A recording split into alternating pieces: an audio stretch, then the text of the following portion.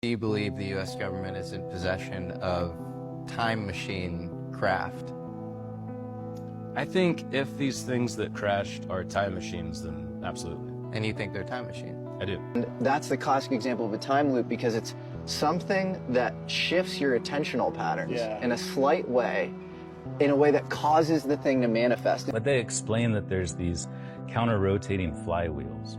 So it's like where you have those maglev trains where it's above its frictionless surface, which is why they can go so fast and use less energy, where they're spinning these flywheels, and then these magnets, these electromagnets are forcing those around, and something about the counter rotation of those creates this electromagnetic field, which I think is important for their anti-gravity propulsion and, importantly, the manipulation of space-time. UFOs themselves may simply be time machines. Experiencers almost always report missing time or time anomalies. Strong electromagnetism comes off the craft. When I went to Jacques Vallée's place, he had books about the ability to sort of manipulate time and travel through time and the fourth dimension and the fifth dimension. Now, when I talk to a physicist like Eric Davis, that's what he tells me.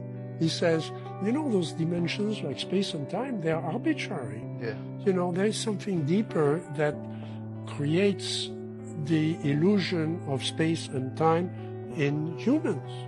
Your books are so well argued and so laid out, and you have all these case studies of contact experiences, and you show how the kind of future humans hypothesis is probably much stronger than extraterrestrial hypothesis. Are these beings sort of trans-temporal in nature, and maybe they're ascended versions of us where time doesn't just work the way, you know, it does?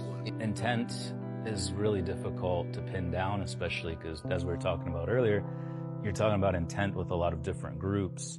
I think I mentioned earlier, what's the intent of humans? You know, you can't just group us together as one entity and say we all have the same reason for doing things and the same behaviors.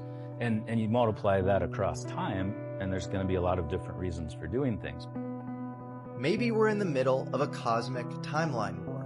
On the one side, we have an advanced civilization who have ascended from us in the future. They live in a trans-temporal dimension, a dimension beyond the bounds of time, and are struggling to communicate with human beings. On the other hand, you have forces wanting to mine human consciousness like a natural resource through distractions and engineering tribalism to enslave us, keep us violently scapegoating each other. The cycle continues, and they continue to mine. That is, I would say, the principal theme in my most recent book is that exact question. The different timelines, the intent, who's benefiting from that timeline over another one. And I think it's going to be disclosure from the ones that have been hiding from us this whole time. Yeah. Jim Peniston called a sphere of influence, where he felt like he was walking through water. Like everything within proximity to that craft was different, it was shifted. So there's a lot of things like that that indicate that in proximity to these craft, they are manipulating the rate at which time flows.